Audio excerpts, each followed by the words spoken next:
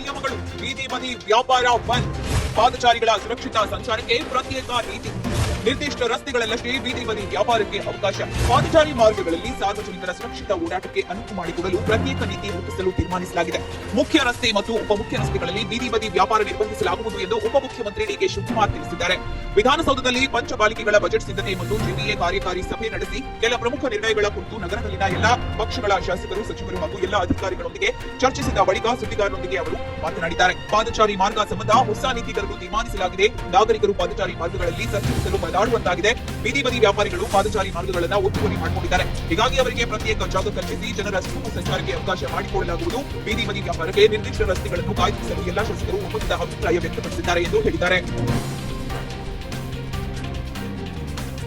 Flex ಹಾಕಿದ್ರೆ 1 ಲಕ್ಷ ರೂಪಾಯಿ ದಂಡ, ಟೋಯಿಂಗ್ ಆರಂಭ ಮಾಡಲಾಗಿದೆ. ಹೌದು, ಬೆಂಗಳೂರಲ್ಲಿ ಇದರ ಜೊತೆಗೆ ಇನ್ನು ಇತರ ತೀರ್ಮಾನಗಳನ್ನು ಕೈಗೊಳ್ಳಲಾಗಿದೆ. ಬೆಂಗಳೂರು ನಗರದಲ್ಲಿ ಅನಧಿಕೃತವಾಗಿ ಫ್ಲೆಕ್ಸ್ಗಳನ್ನು ಅಳವಡಿಸುವವರಿಗೆ 5,000 ರೂಪಾಯಿನಿಂದ 1 ಲಕ್ಷ ರೂಪಾಯಿ ದಂಡ, ಹಾಗೆಯೇ ನಿಷೇಧಿತ ರಸ್ತೆಗಳಲ್ಲಿ ನಿಲುಗಡೆ ಮಾಡುವ ವಾಹನಗಳಿಗೂ ಟೋಯಿಂಗ್ ಮಾಡಲು ಒಪ್ಪಿಗೆ. ಅಲ್ಲದೆ ಪಾಲಿಕೆ ವ್ಯಾಪ್ತಿಯ ಉದ್ಯಾನಗಳನ್ನು ಯಾವ ಸಮಯದಲ್ಲಿ ತೆಗೆಯಬೇಕೆಂಬುದರ ಕುರಿತು ಸ್ಥಳೀಯ ಶಾಸಕರ ಜೊತೆ ಚರ್ಚಿಸಿ ನಿರ್ಧಾರವನ್ನ ಕೈಗೊಳ್ಳುವುದಾಗಿಯೂ ತಿಳಿಸಿದ್ದಾರೆ.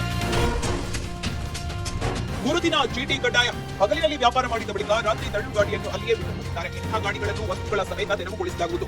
ಈವರೆಗೆ ನಗರದಲ್ಲಿ 60,000 ಬೀದಿ ಬದಿ ವ್ಯಾಪಾರಿಗಳು ನೋಂದಣಿ ಮಾಡಿಕೊಂಡಿದ್ದಾರೆ. ಈ ಪೈಕಿ 30,000 ಮಂದಿ ವಾಹನಕ್ಕೆ ಮನವಿ ಮಾಡಿಕೊಂಡಿದ್ದಾರೆ. ಈ ಸಂಬಂಧ ಟೆಂಡರ್ ಕರೆಯಲಾಗಿದೆ. ಗುರುತಿನ ಚೀಟಿ ಹೊಂದಿದವರಿಗೆ ಮಾತ್ರ ವ್ಯಾಪಾರ ಮಾಡಲು ಅವಕಾಶ ನೀಡಲಾಗುವುದು. ಗುರುತಿನ ಚೀಟಿ ಹೊಂದಿಲ್ಲದವರಿಗೆ ಬೀದಿ ಬದಿಯಲ್ಲಿ ವ್ಯಾಪಾರ ಮಾಡಲು ಅನುಮತಿ ನೀಡುವುದಿಲ್ಲ ಎಂದು ಡಿಸಿಎಂ ಹೇಳಿದ್ದಾರೆ.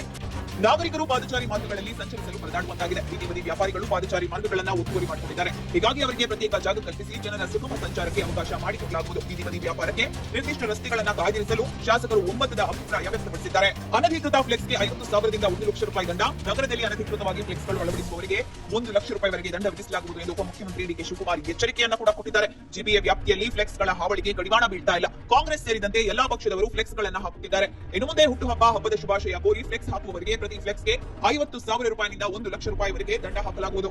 ಅಲ್ಲದೆ ಜಾಹೀರಾತು ಪ್ರದರ್ಶನಕ್ಕೆ ನಿರ್ದಿಷ್ಟ ರಸ್ತೆಗಳನ್ನು ಗುರುತಿಸಿ ಅಂತಹ ಕಡೆ ಪಾಲಿಕೆಗಳಿಂದ ಅನುಮತಿ ಪಡೆದು ಅಳವಡಿಸಿಕೊಳ್ಳಬಹುದು. ಇದರ ಹೊರತಾಗಿಯೂ ಅನಧಿಕೃತ ಫ್ಲೆಕ್ಸ್ಗಳನ್ನು ಅಳವಡಿಸಿದರೆ ನಿರ್ದಾಕ್ಷಿಣ್ಯ ಕ್ರಮ ಕೈಗೊಳ್ಳಲಾಗುತ್ತದೆ. ಈ ಸಂಬಂಧ ಪೊಲೀಸ್ ಹಾಗೂ ಪಾಲಿಕೆ ಅಧಿಕಾರಿಗಳಿಗೆ ಜವಾಬ್ದಾರಿ ವಹಿಸಲಾಗಿದೆ. ಪಾಲಿಕೆ ವ್ಯಾಪ್ತಿಯ ಉದ್ಯಾನಗಳನ್ನು ಯಾವ ಸಮಯದಲ್ಲಿ ತೆಗೆಯಬೇಕೆಂಬುದರ ಕುರಿತು ಸ್ಥಳೀಯ ಶಾಸಕರ ಜೊತೆ ಚರ್ಚಿಸಿ ಅಂತಿಮ ತೀರ್ಮಾನವನ್ನು ಕೂಡ ಕೈಗೊಳ್ಳಲಾಗುತ್ತೆ.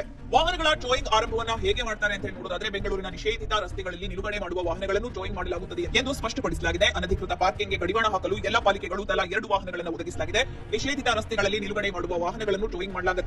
ಅಲ್ಲದೆ ರಸ್ತೆ ಬದಿಯಲ್ಲಿ ವಾರ ತಿಂಗಳುಗಳಿಂದ ನಿಲ್ಲಿಸಿರುವ ಹಳೆಯ ವಾಹನಗಳನ್ನು ತೆರವುಗೊಳಿಸಿ ನಿಗದಿತ ಜಾಗದಲ್ಲಿ ಡಂಪ್ ಮಾಡಲಾಗುವುದು. ಈ ಜವಾಬ್ದಾರಿಯನ್ನು ಪೊಲೀಸರಿಗೆ ನೀಡಲಾಗಿದೆ. ವಾಹನಗಳ ಡಂಪಿಂಗ್ಗಾಗಿ ಬೆಲ್ಲಹಳ್ಳಿ, ಬಿಡಗಾನಹಳ್ಳಿ, ಸೊಂಡೇಕೊಪ್ಪ, ಗಿಡ್ಡೇನಹಳ್ಳಿಯಲ್ಲಿ ಜಾಗ ಗುರುತಿಸಲಾಗಿದೆ. ಇದಲ್ಲದೆ ಇನ್ನೂ ಕೆಲ ಜಾಗಗಳನ್ನು ಗುರುತಿಸಿ ಪೊಲೀಸ್ ಇಲಾಖೆಗೆ ನೀಡಲಾಗುವುದು ಎಂದು ತಿಳಿಸಿದ್ದಾರೆ.